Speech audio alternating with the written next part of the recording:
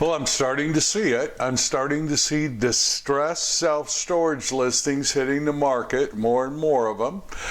Let's talk about that today.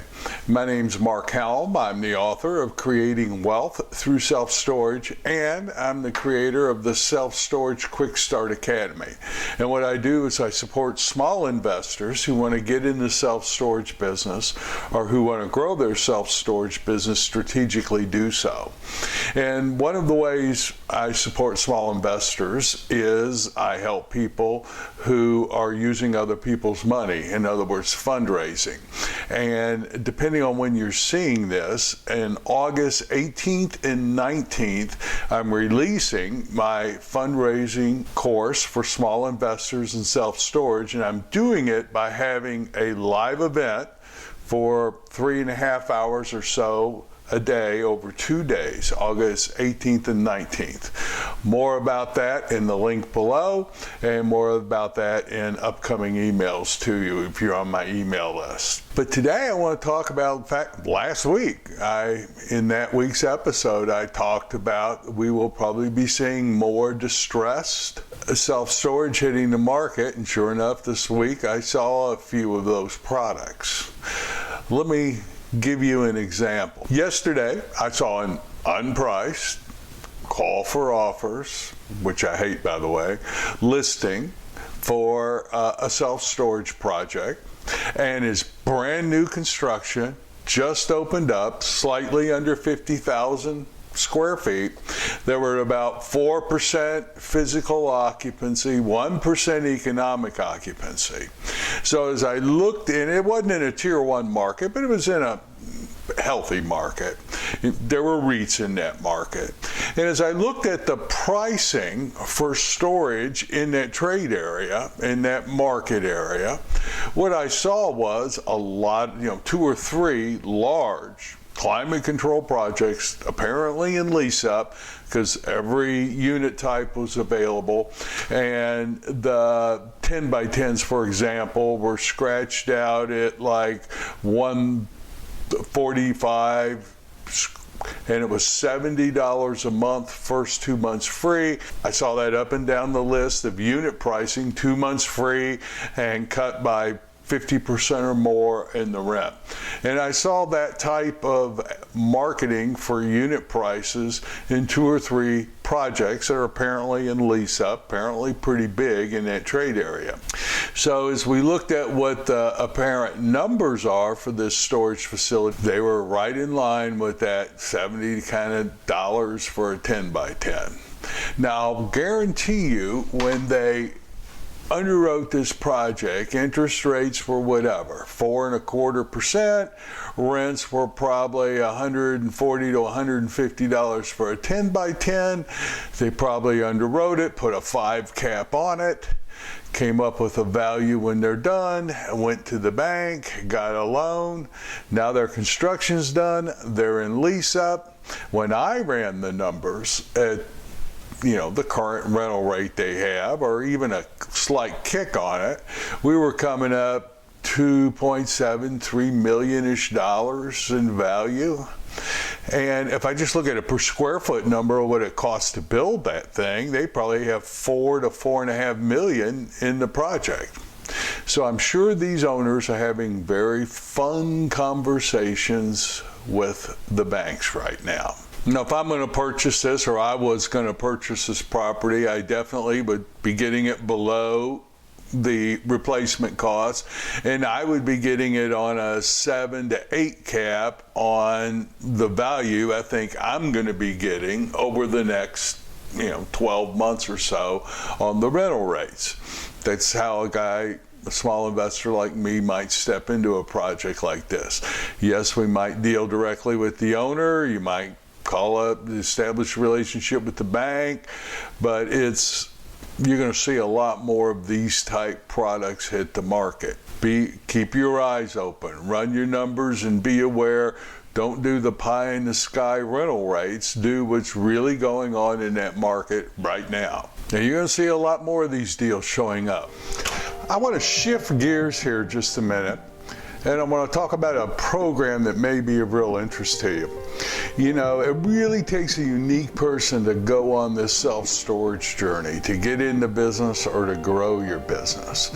And no one really understands what you're going through except another person on the self-storage journey. As I've worked with a lot of us, small investors, getting into growing our self-storage business, I've come to realize that many of us feel and have the experience of kind of being out there all on our own.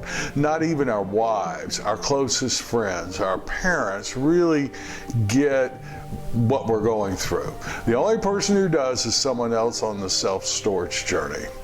That's what the inner circle is all about. Now, the inner circle isn't for everybody, but it is for people. If you've heard yourself saying things like, man, I wish I could talk to someone else and find out what they're doing to run their self-storage facility.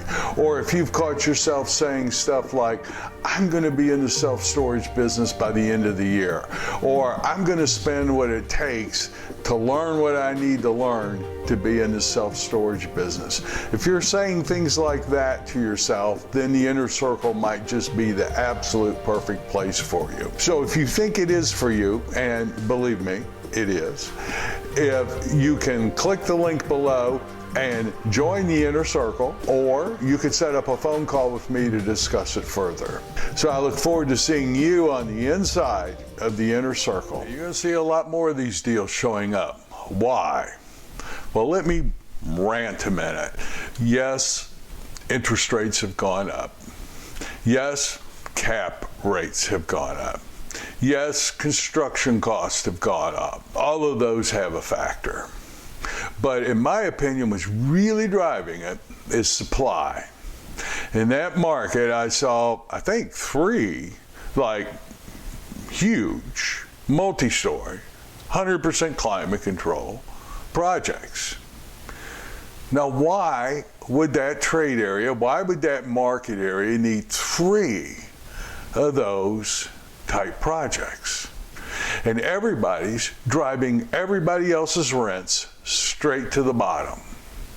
I'll tell you why. Funds. So one statistic I heard, I don't know how true it is, but one statistic I heard recently from someone else on a rant was that about 60% of the funds, large people with a lot of money to spend in the self-storage space, didn't exist 4 years ago. So they trailed in to the self-storage space because self-storage is a good asset class. Now, as a small investor, you know how hard it is to make a deal really work today, right? Now imagine if you're sitting on $50, $100 million of money, you got to get out to the door and you got to get out into self-storage. So first of all, what you do is you go find anything that's listed and stabilized, and all the 5-cap sales, sub 5-cap sales we were selling. I was getting offers on my NOIs for under 5 caps from funds in 2019, 2020, 2021. So we sold them and they build. So you don't go build small if you got $50 million to move out your door. You build big. And all of the rate drop, rental in problems you're creating, all of the oversupply you're creating, all of the low cash on cash returns you're creating, I guess that's a problem you're going to deal with and solve later. Right now, your problem is, I got to get this money out the door. So you go into a market like I was looking at, and you got 3 of these suckers all competing for the same customer, everybody driving everybody's rates down. How would you like to be an investor in that facility or that fund? Now, I'm not saying all funds are bad. I'm just saying fund managers, and I know I almost became one. I looked real hard at it, came twice and then wouldn't pull the trigger on it for whatever reason at the time.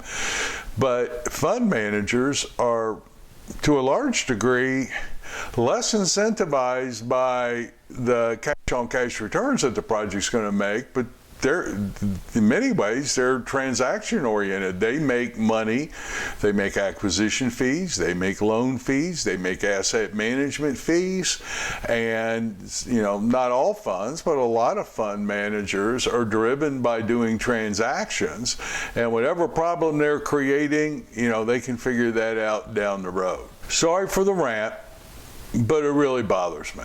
But like all things in life, every problem creates opportunities. So as a small investor, our job is to look for the opportunities that created by an oversupply of product in a market. We're going to see a lot more listings like the ones that I was talking about. That was most likely a mom and pop developer in a market where there was a lot of PE guys, private equity guys coming in and developing. And you're going to see a lot more opportunities. So be smart in how you're analyzing them. That's my rant for the day. So thank you very much. And keep your eyes open for the distressed self-storage that you can get at good values as a small investor. Thanks a lot, and I will see you next week.